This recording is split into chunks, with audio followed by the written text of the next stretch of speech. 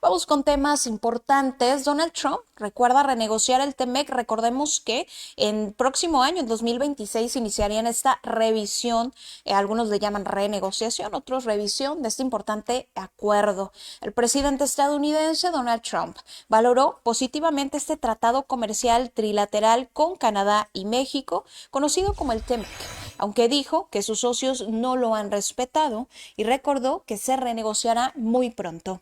El TEMEC ha sido muy efectivo y sigue siendo muy efectivo, pero la gente tiene que respetarlo.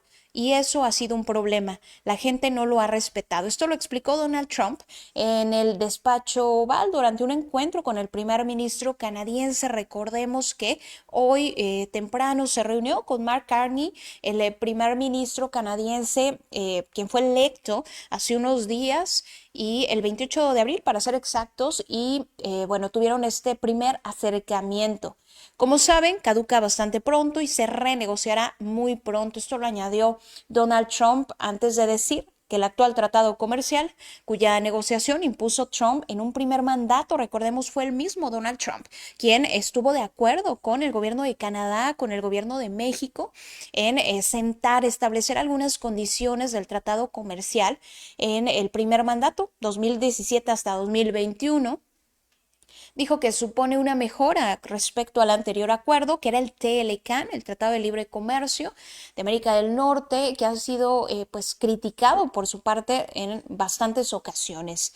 El TEMEC, rubricado en 2018 y entró en vigor desde 2020, debe ser revisado obligatoriamente antes de julio de 2026, tal y como estipularon los tres países firmantes. Donald Trump dijo que el TEMEC es un acuerdo de transición y que fue un paso muy positivo respecto al TLCAN, que calificó, por cierto, como el peor acuerdo comercial en la historia de Estados Unidos, probablemente en la historia del mundo. Dijo, el TLCAN no debió existir nunca.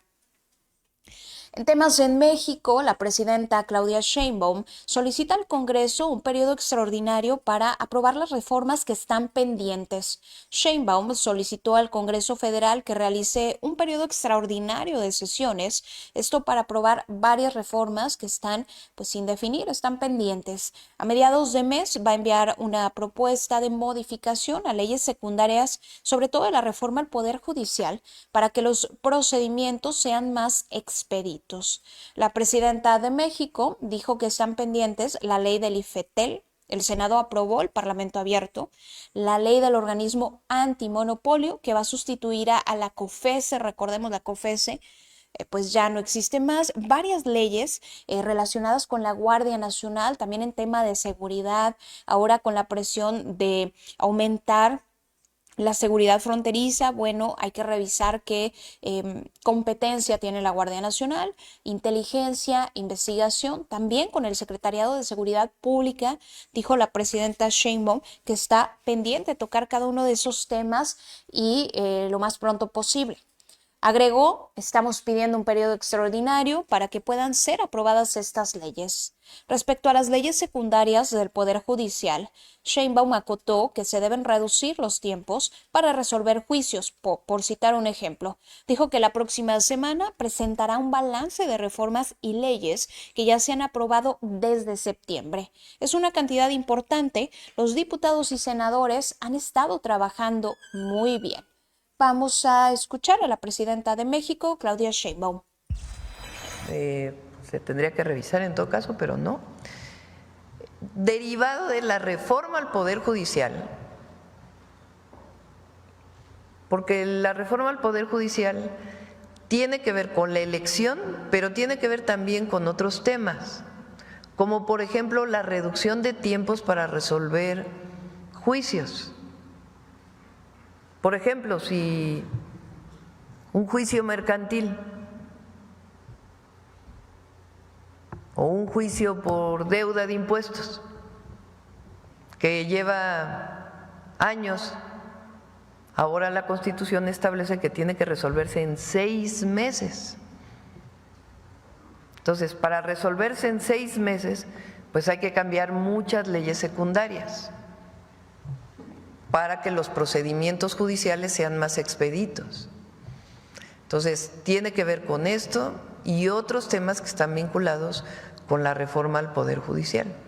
Entonces, todas esas leyes se presentan a mediados de este mes, mediados de mayo, con el objetivo de que haya sesión extraordinaria del Congreso. Hay varias leyes pendientes, están las de la reforma al Poder Judicial, todas las leyes secundarias, está la ley del IFETEL, que va a haber parlamento abierto, ya lo decidió el Senado, está la ley del organismo antimonopolio, que sustituye a la COFESE, están pendientes también leyes que tienen que ver con la seguridad, varias leyes relacionadas con la Guardia Nacional y leyes relacionadas con el Sistema Nacional de Inteligencia e Investigación y el Secretariado de Seguridad Pública. Entonces son varias leyes y estamos pidiendo en su momento, ya cuando se envíen las del Poder Judicial, pues un periodo extraordinario para que puedan ser aprobadas todas estas leyes, o en su caso, con su modificación que establezca el propio Congreso. Más información nacional. Octavio Romero Oropesa, director general del Infonavit, informó que ya se han ingresado a la Fiscalía General de la República más de 40 denuncias, esto por actos de corrupción y fraude cometidos en el Instituto de Administraciones pasadas. Hoy en la conferencia matutina del Gobierno Federal, el titular del instituto detalló que se trabaja con la Consejería Jurídica del Ejecutivo Federal, también con la Fiscalía General de la República, para armar con solidez las 3.400 denuncias que ya se tienen por estos actos de corrupción y evitar que no las rebote. Agregó, traemos ya más de 40 demandas que ya ingresaron y estamos trabajando en un universo muy grande, más de 3.400 demandas que tienen que ver con juicios masivos, que tienen que ver con la venta múltiple de casas por los llamados coyotes, lo que se conoce pues coloquialmente como estas personas que se dedican a prácticas fraudulentas. Eso fue lo que dijo Octavio Romero sobre este caso. Estas casas tienen una demanda. ¿Se acuerdan ustedes que hablamos de los juicios masivos? Los despachos que contrataba el Infonavit demandaban al derechohabiente de la Ciudad de México, en Baja California, en Nuevo León, en Chihuahua. Al de Baja California lo demandaban en Veracruz o en Chiapas, de tal manera que no se podían defender y perdían el juicio. Aquí en estas 131.000 hay 63.000 que corresponden a juicios aquí en la Ciudad de México, de los cuales 60.000 no son de la Ciudad de México. Esto lo detuvimos, estos están parados, pero están en algún proceso todavía judicial. La gente a lo mejor ni siquiera sabe que están en el juicio en este momento, pero sí tienen algún tipo de problema de pago. Estas ya definitivamente el Infonavit ya las tiene legalmente adjudicadas, ya se les quitó a los derechohabientes. Y a lo mejor algunos de ellos no saben que se les quitó porque el que estaba en Tabasco y fue demandado en Durango, ya no, legalmente ya no es propietario, pero a lo mejor no lo sabe. Es parte de lo que nos va a decir el censo. Estas 500.000 desde hace muchísimo tiempo no pagan. Puede ser que desde el principio de la asignación de la casa, porque a lo mejor estaba a 20 kilómetros de distancia, pues no les convino, no habían servicios. Entonces, el caso es que no han pagado desde hace muchísimo tiempo, están más allá de la cartera vencida. Entonces hay que revisar quién está ocupando esta vivienda en este momento. Estas ya corresponden al FOBISTE. Todas tienen un problema en algún dado momento. No estamos recibiendo ningún tipo de pago y por eso consideramos que están emproblemadas. Son parte de este asunto, ¿no?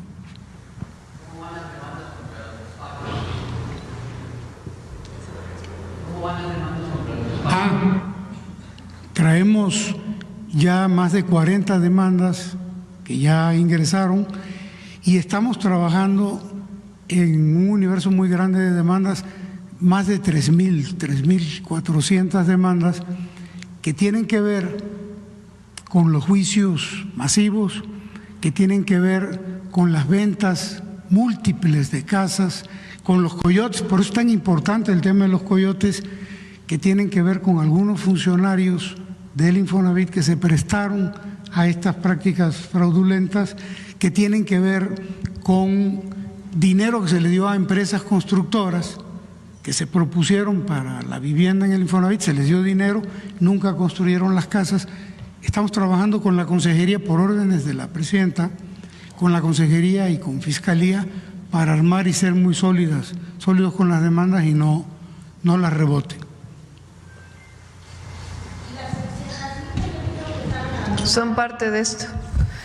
En otra información, fuerzas de seguridad federales capturaron en Sinaloa a Jesús, alias Chuy. Él era requerido por el gobierno estadounidense por su supuesta participación en el tráfico de cocaína al país vecino. De acuerdo con la información, en el operativo realizado en Culiacán, Sinaloa, participaron elementos de la Agencia de Investigación Criminal de la Fiscalía General de la República y la Secretaría de Marina. La orden de aprehensión con fines de extradición contra este presunto miembro de la llamada Malliza del cártel de Sinaloa se cumplimentó en la colonia La Campiña. A Chuy o Narizón se le relaciona también con México con delitos de asociación delictuosa, narcotráfico y el lavado de dinero.